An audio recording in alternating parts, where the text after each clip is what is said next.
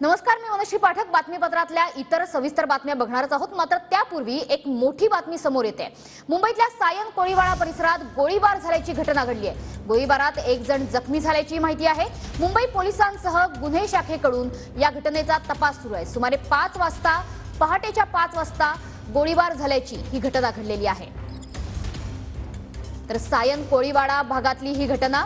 आपले प्रतिनिधी सध्या फोनवरनं आपल्याशी जोडले गेलेले आहेत. अधिक काय माहिती आहे, नेमकी काय घटना घडली आहे? मनश्री, आपण पाहतो की सायन कोळीवाडा परिसरामध्ये दोघांच्या अंतर्गत वादातून हा गोळीबार झाल्याची घटना जी आहे ती समोर आलेली आहे. ज्या व्यक्तीवर हा गोळीबार झाला तो सायन कोळीवाडा परिसरातल्या एका चर्चच्या बाजूच्या परिसरामध्ये एकटाच घरामध्ये राहत होता आणि पहाटे 5च्या सुमारास आरोपी त्याच्या घरी गेला आणि त्यानंतर दरवाजा ठोठावल्यानंतर उघडतात जवळपास 2 राऊंड फायर केल्याची सुद्धा माहिती मिळते आहे.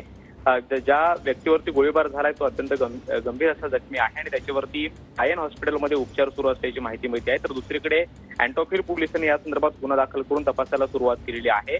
प्रकरणाची गंभीरता लक्षात घेता मुंबई पोलिसांची गुन्हे शाखा सुद्धा या सगळ्या प्रकरणाची चौकशी करते. मात्र दोघांच्या मध्ये काही बाबीवरून अंतर्गत वाद होते आणि त्याच वादातून हा गोळीबार झाल्याची माहिती सध्या तरी मिळते आहे.